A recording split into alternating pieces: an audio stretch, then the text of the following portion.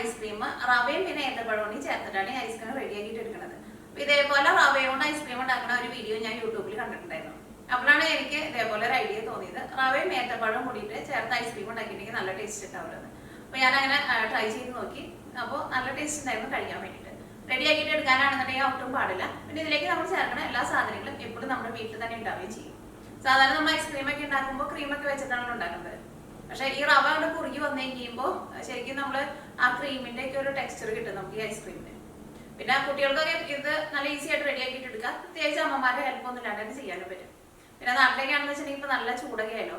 പിന്നെ കുട്ടികൾക്കൊക്കെ ആണെന്ന് വെച്ചിട്ടുണ്ടെങ്കിൽ വെക്കേഷനും ആവാറായി. അപ്പൊ നിങ്ങൾ എല്ലാവരും ട്രൈ ചെയ്ത് നോക്കാൻ വേണ്ടിട്ട് മറക്കരുത്. അപ്പൊ നമുക്ക് നോക്കാം ഇതെങ്ങനെ റെഡിയാക്കാന്ന്. ഇനി ഇത് റെഡിയാക്കാൻ വേണ്ട സാധനങ്ങൾ എന്തൊക്കെയാന്ന് നോക്കാം. അപ്പൊ ഞാനിവിടെ ഇതേപോലത്തെ ഒരു ഏത്തപ്പഴം എടുത്തിട്ടുണ്ട്. ഏത്തപ്പഴം എടുക്കുമ്പോൾ നന്നായിട്ട് പഴുത്ത പഴം എടുക്കുക. പിന്നെ വേണ്ടത് റവയാണ്. റവ ഞാനിവിടെ 3 ടേബിൾ സ്പൂൺ റവയാണ് എടുത്തേക്കുന്നത്. ഇത് ഞാനിവിടെ വറുക്കാത്ത റവയാണ് എടുത്തത്. അപ്പൊ വറുത്ത റവ ആയിരുന്നാലും കുഴപ്പമില്ല. പിന്നെ പഞ്ചസാര വേണം. പഞ്ചസാര ഞാനിവിടെ 8 ടേബിൾ സ്പൂൺ പഞ്ചസാര എടുത്തിട്ടുണ്ട്. അല്ലെങ്കിൽ ഇപ്പൊ പഞ്ചസാര നിങ്ങളുടെ മധുരത്തിനനുസരിച്ചിട്ട് ചേർത്താലും കുഴപ്പമില്ല കേട്ടോ. അപ്പൊ പഴത്തിന്റെ മധുരത്തിനനുസരിച്ചിട്ട് നമുക്ക് പഞ്ചസാര വേണമെന്നുണ്ടെങ്കിൽ അഡ്ജസ്റ്റ് ചെയ്തിട്ട് ചേർക്കാം കേട്ടോ. പിന്നെ വേണ്ടത് പാലാണ്. പാല് ഞാനിവിടെ 3 കപ്പ് പാലാണ് എടുത്തേക്കുന്നത്. അതിപ്പോ തിളപ്പിച്ച പാലായിരുന്നാലും കുഴപ്പമില്ല, തിളപ്പിക്കാത്ത പാലായിരുന്നാലും കുഴപ്പമില്ല. ഇതിപ്പോ 2 കപ്പ് ഉള്ളൂ കേട്ടോ. ഞാനൊരു കപ്പ് കൂടി ചേർക്കും. പിന്നെ അതിലേക്ക് ടേസ്റ്റിന് വേണ്ടിയിട്ട് ഞാനിവിടെ വാനില എസൻസും ചേർക്കുന്നുണ്ട്. പിന്നെ ഞാനിവിടെ 2 ബിസ്ക്കറ്റ് എടുത്തിട്ടുണ്ട്. ഞാനിവിടെ ഗുഡ് ഡേയുടെ ബിസ്ക്കറ്റാണ് എടുത്തേക്കുന്നത്. ഇതിപ്പോ ഏത് ടൈപ്പ് ബിസ്ക്കറ്റ് ആയിരുന്നാലും കുഴപ്പമില്ല കേട്ടോ. ഇനിയിപ്പോ ബിസ്ക്കറ്റ് ചേർത്തില്ലെങ്കിലും കുഴപ്പമില്ല. പക്ഷെ ഈ ബിസ്ക്കറ്റ് കൂടി ചേർക്കുമ്പോൾ കുറച്ചും കൂടി വേറെ നല്ലൊരു ടേസ്റ്റ് കിട്ടിയിട്ടുണ്ടായിരുന്നു. അപ്പൊ ഞാനിവിടെ ബിസ്ക്കറ്റ് ആയിരുന്നാലും ഒരുപാട് ചേർക്കണ്ടേ. ഞാനിവിടെ 2 ബിസ്ക്കറ്റാണ് എടുത്തേക്കുന്നത്. അപ്പൊ ഇത് റെഡിയാക്കാൻ വേണ്ടിയിട്ട് ഇത്രയ്ക്ക് സാധനങ്ങളാണ് വേണ്ടത്. അപ്പൊ ഫസ്റ്റ് എന്താണെന്ന് വെച്ചിട്ടുണ്ടെങ്കിൽ പഴം നമ്മൾ വേവിച്ചിട്ട് എടുക്കും. അപ്പൊ പഴം വേവിച്ചെടുക്കാൻ വേണ്ടിയിട്ട് ഒരു പാൻ എടുക്കുക. ഇതിലേക്ക് 1 ഗ്ലാസ് വെള്ളം ചേർക്കുക. ഇത് നമുക്ക് പഴം വേവിച്ചിട്ട് എടുക്കാൻ വേണ്ടിയിട്ടാട്ടോ വെള്ളം ചേർക്കുന്നത്. ഇനി ഇതിലേക്ക് പഴം ചേർക്കുക. അപ്പോൾ ഉള്ളിൽ കല്ലപ്പൊന്നും ഇല്ലാത്ത നല്ല പഴം നോക്കിയിട്ട് എടുക്കണം കേട്ടോ. ഈ പഴം ഇതേപോലെ കുറച്ച് ചെറിയ പീസായിട്ട് കട്ട് ചെയ്തിട്ട് നമുക്ക് വെള്ളത്തിലേക്ക് ചേർത്തിട്ട് പഴം നമുക്ക് വേവിച്ചിട്ട് എടുക്കണം. ഇനി ഇതിലേക്ക് പഞ്ചസാര ചേർക്കുക. ഈ തീ ഓണാക്കുക. ഇനി ഇത് മൂടി വയ്ക്കുക. ഈ പഴം വെന്ത് നല്ല സോഫ്റ്റ് ആയിട്ട് വരണം. അപ്പോൾ അത് നന്നായിട്ട് തിളച്ച് കഴിയുമ്പോൾ തീ ചെറുതായിട്ടൊന്ന് കുറച്ച് വയ്ക്കുക.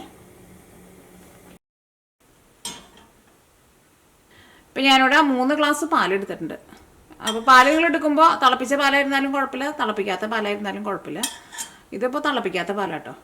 ഇതിലേക്ക് 3 ടേബിൾ സ്പൂൺ റവ ചേർക്കുക. ഈ റവ ഈ പാലിൽ നന്നായിട്ട് മിക്സ് ചെയ്യുക.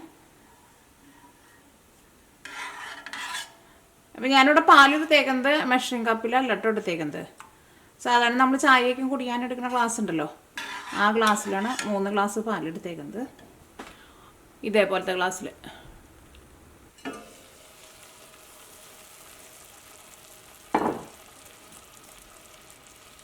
അപ്പോൾ പഴം നന്നായിട്ട് വെന്തിട്ടുണ്ട്. ഇനി അത് നമ്മൾ ചേർത്തിരുന്ന വെള്ളമൊക്കെ നല്ല ഡ്രൈ ആയിട്ട് വന്നിട്ടുണ്ട്.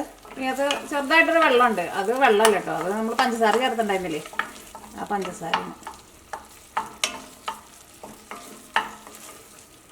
ആ പഴം നന്നായിട്ടുണ്ട് ഉടയേണ്ട ആവശ്യമില്ല. കാരണം ഇതെല്ലാം കൂടിയിട്ട് നമ്മളിനി മിക്സിയിൽ ഇട്ടിട്ട് ഒന്ന് കറക്കിയിട്ട് എടുക്കും. പഴം നന്നായിട്ടൊന്ന് വെന്ത് കിട്ടണം. ഇങ്ങനെ പഞ്ചസാര പാനിയിൽ ഇട്ടേക്കുന്നത് കൊണ്ട് തന്നെ ഈ പഴം അങ്ങോട്ട് വെന്താണ്ട് ഉടഞ്ഞു പോവില്ല. പക്ഷെ അത് കുഴപ്പമില്ല.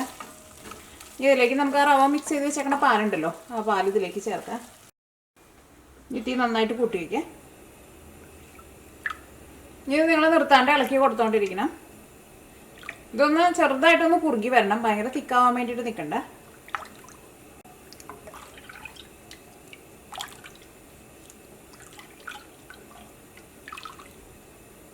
അപ്പം ഇനി ഇതിലേക്ക് നമുക്ക് വാനില എസൻസും പിന്നെ ബിസ്ക്കറ്റാണ് ചേർക്കാനുള്ളത്. ബിസ്ക്കറ്റ് ഇപ്പോൾ ചേർക്കണ്ട കേട്ടോ, ചൂടാറി കഴിഞ്ഞിട്ട് ചേർത്താൽ മതി ബിസ്ക്കറ്റ്. വാനില എസൻസും അപ്പം തന്നെ ചേർത്താൽ മതി, ചൂടോട് കൂടിയിട്ട് ചേർക്കണ്ട. അപ്പോൾ പാല് തിളച്ച് തുടങ്ങിയിട്ടുണ്ട്. ഈ തിളച്ച വഴിക്കാൻ തീ ഓഫ് ചെയ്യരുത് കേട്ടോ. ഇത് ചെറുതായിട്ടൊന്ന് തിക്കായിട്ട് വരണം. തിളച്ച് പോകേണ്ട നോക്കിക്കോ. ഞാനിവിടെ തീ കുറച്ച് വെച്ചിട്ടുണ്ട്. തീ നന്നായിട്ട് കുറച്ച് വെച്ചിട്ടുണ്ട്, അല്ലെങ്കിൽ ചിലപ്പോൾ തിളച്ച് പോകും. അത് നിങ്ങൾ ഇടയ്ക്ക് തീ കൂട്ടിയും കുറച്ച് വെച്ച് കൊടുത്തോ. എന്ത് സാധനം തിളച്ച് പോയിട്ടുണ്ടെങ്കിൽ പിന്നെ അതിൻ്റെ ടേസ്റ്റ് പോകും. അതിപ്പോൾ കറിയായിരുന്നാലും എന്തായിരുന്നാലും. കറിയൊക്കെ ആണെന്ന് വെച്ചിട്ടുണ്ടെങ്കിൽ അവിടെ തിളച്ച് പോകുമ്പോൾ ആ കറിയുടെ ഏറ്റവും ടേസ്റ്റ് ഉള്ളതായിരിക്കും തിളച്ചിട്ട് അങ്ങോട്ട് പുറത്തേക്ക്. ഇനി നിങ്ങൾ ഇതിൻ്റെ ടേസ്റ്റ് നോക്കിയിട്ട് ഇപ്പോൾ നിങ്ങൾക്ക് മധുരം കൂടുതൽ വേണമെന്ന് വെച്ചിട്ടുണ്ടെങ്കിൽ അതനുസരിച്ചിട്ട് നിങ്ങൾ പഞ്ചസാര ചേർത്ത് കൊടുക്കണം കേട്ടോ. അപ്പോൾ അത് കുറുകി വന്നിട്ടുണ്ട് കേട്ടോ. അപ്പോൾ ഇതിനകത്ത് ഈ തള വരണുണ്ട്. അപ്പോൾ ഞാനിവിടെ തീ നന്നായിട്ട് കൂട്ടിയിരിക്കുകയാണ്. വേണ്ട, അപ്പോൾ അത് വലിയ വലിയ തളകൾ പോലെയാണല്ലോ വരണത്. അതേപോലെ ഇങ്ങനെ വരണം. ഇതേപോലെ ഇങ്ങനെ ചെറുതായിട്ടൊന്ന് തിക്കായിട്ട് വരണം. ഒരുപാട് ഭയങ്കര കട്ടിയിൽ അങ്ങനെ തിക്കാവാൻ വേണ്ടിയിട്ട് നിൽക്കരുത്. സ്പൂണിലെടുത്തിട്ട് ഇങ്ങനെ ഒഴിക്കുമ്പോൾ ഇതേപോലെ ഇങ്ങനെ വീഴണം. നമുക്ക് കാണുമ്പോൾ അറിയാൻ വേണ്ടിയിട്ട് പറ്റും. ഇതൊന്ന് തിക്കായിട്ട് വന്നിട്ടുണ്ട്. ഇനി നമുക്ക് തീ ഓഫ് ചെയ്യാം. ഇത് ചൂടാറാൻ വേണ്ടിയിട്ട് വെയിറ്റ് ചെയ്യാം.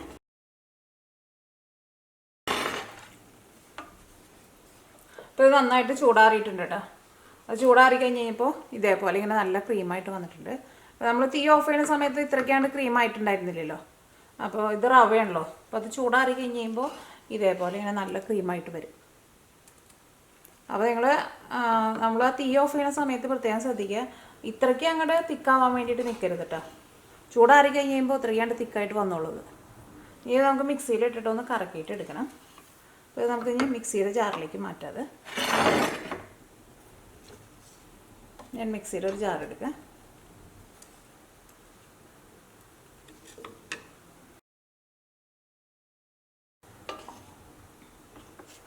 ഇതിലേക്ക് നമ്മൾ 2 ബിസ്ക്കറ്റ് എടുത്ത് വെച്ചിട്ടുണ്ടായിരുന്നില്ലേ, ഈ 2 ബിസ്ക്കറ്റ് ചേർക്കാം. പൊടിച്ചിട്ട് ചേർക്കാം.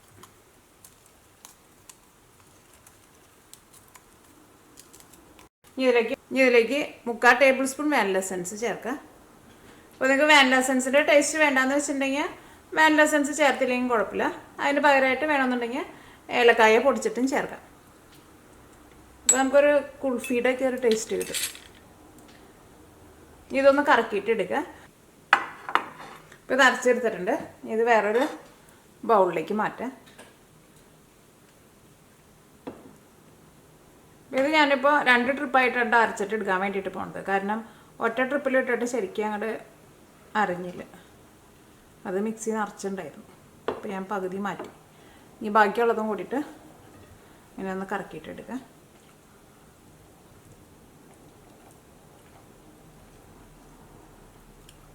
ഇതിങ്ങനെ നല്ല ക്രീം പോലെയാണ് ഇരിക്കുക. ഐസ്ക്രീമിൻ്റെ മിക്സിങ് റെഡി ആയിട്ടുണ്ട്. ഇപ്പോൾ ഇത് ഇരിക്കുന്നുണ്ട്. ഇതിങ്ങനെ നല്ല ക്രീം പോലെയല്ലേ ഇരിക്കണേ. ഒരു 6-7 മണിക്കൂറിനുള്ള ഇത് നമുക്ക് സെറ്റായി കിട്ടും. അപ്പോൾ ഞാനിതിവിടെ സെറ്റ് ചെയ്യാൻ വേണ്ടിയിട്ട് ഫ്രിഡ്ജിലേക്ക് വെക്കാൻ വേണ്ടിയിട്ട് പോവാണ്. അപ്പോൾ തുറന്ന് വെക്കണ്ട. ഈ പാത്രത്തിൻ്റെ ഒരു മൂടിയുണ്ട്, അത് വെച്ചിട്ട് കവർ ചെയ്തിട്ടാണ് ഞാൻ ഫ്രീസറിലേക്ക് വെക്കാൻ വേണ്ടിയിട്ട് പോകുന്നത്.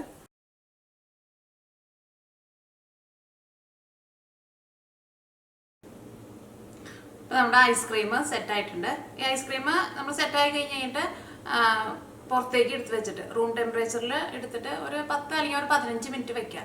എന്നിട്ട് സ്കൂപ്പ് ചെയ്തിട്ട് എടുക്കുന്നതായിരിക്കും കുറച്ചും കൂടി നല്ലത്.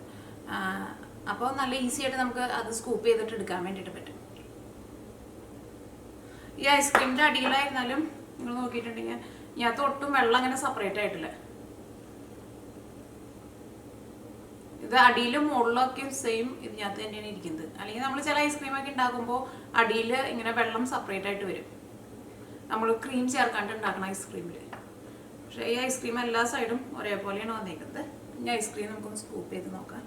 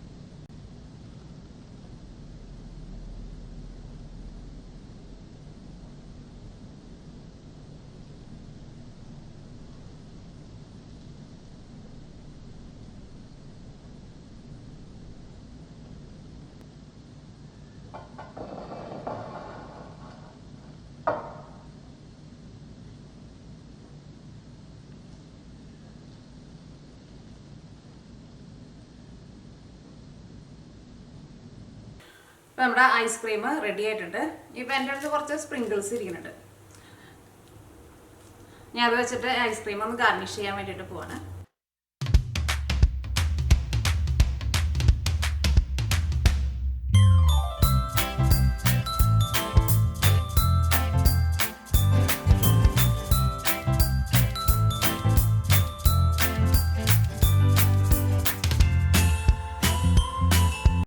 ഏത്തപ്പഴം കൂടിയിട്ടുള്ള ഐസ്ക്രീം റെഡി ആയിട്ടുണ്ട്. ഐസ്ക്രീം കാണാൻ വേണ്ടിയിട്ട് നല്ല രസമല്ലേ, അതേപോലെ തന്നെ കഴിക്കാൻ നല്ല ടേസ്റ്റാണ്. നല്ല സോഫ്റ്റ് ആയിട്ടിരിക്കുന്ന ഐസ്ക്രീമാണ്. കുട്ടികൾക്കൊക്കെ എന്തായാലും നല്ല ഈസി ആയിട്ട് റെഡി ആക്കിയിട്ട് എടുക്കാനും പറ്റും. അപ്പോൾ പ്രത്യേകിച്ച് കുട്ടികൾ ട്രൈ ചെയ്ത് നോക്കാൻ വേണ്ടിയിട്ട് മറക്കരുത്. പിന്നെ നിങ്ങൾ ഫ്രീസറിൽ നിന്ന് എടുത്തിട്ട് നമ്മൾ റൂം ടെമ്പറേച്ചറിൽ കുറച്ച് നേരം ഒന്ന് വെക്കണം. അപ്പോഴായിരിക്കും നമുക്കത് നല്ല ഈസി ആയിട്ട് സ്കൂപ്പ് ചെയ്തിട്ട് എടുക്കാൻ വേണ്ടിയിട്ട് പറ്റും. അപ്പോൾ നിങ്ങളെല്ലാവരും ട്രൈ ചെയ്ത് നോക്കുക, നിങ്ങൾക്ക് എല്ലാവർക്കും നല്ല ഇഷ്ടമാവും. അപ്പോൾ ഈ ഐസ്ക്രീമിൻ്റെ ടെക്സ്ചർ ഉണ്ട്, ശരിക്കും നമ്മൾ ക്രീം വെച്ചിട്ട് ഉണ്ടാക്കുന്ന ഐസ്ക്രീമിൻ്റെ പോലെയല്ലേ, നല്ല സ്മൂത്തായിട്ടിരിക്കുന്ന ഐസ്ക്രീമാണത്. ഇത് വായലിട്ട വഴിക്കാനായിട്ട് അലിഞ്ഞു പോകും. അപ്പോൾ കുട്ടികൾക്കൊക്കെ ഇപ്പോൾ വെക്കേഷൻ്റെയൊക്കെ സമയമുള്ളൂ. അപ്പോൾ എന്തായിരുന്നാലും ട്രൈ ചെയ്ത് നോക്കാൻ വേണ്ടിയിട്ട് മറക്കരുത്.